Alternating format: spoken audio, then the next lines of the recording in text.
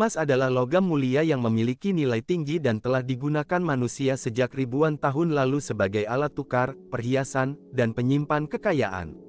Emas bersifat tahan lama, tidak berkarat, jumlahnya terbatas, dan nilainya cenderung stabil bahkan meningkat dalam jangka panjang.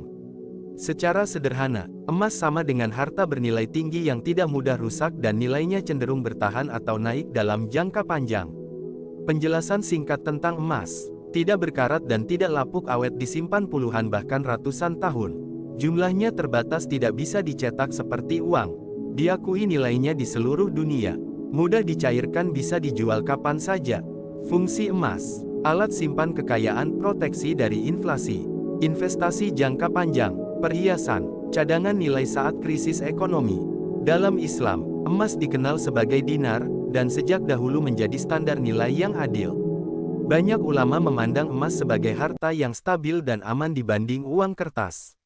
Islam menganjurkan menyimpan harta yang bernilai dan adil, dan emas termasuk di dalamnya, asal caranya sesuai syariat.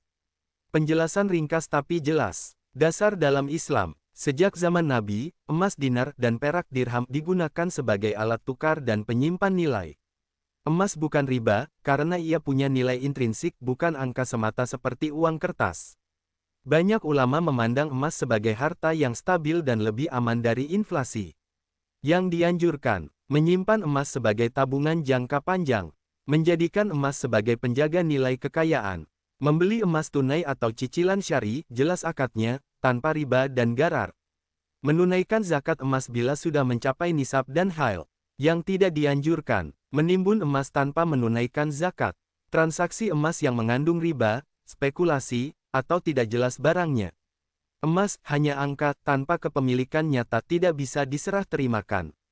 Kesimpulan, Islam tidak hanya membolehkan, bahkan memandang emas sebagai bentuk simpanan harta yang adil dan aman, selama akadnya halal, tidak ada riba, zakatnya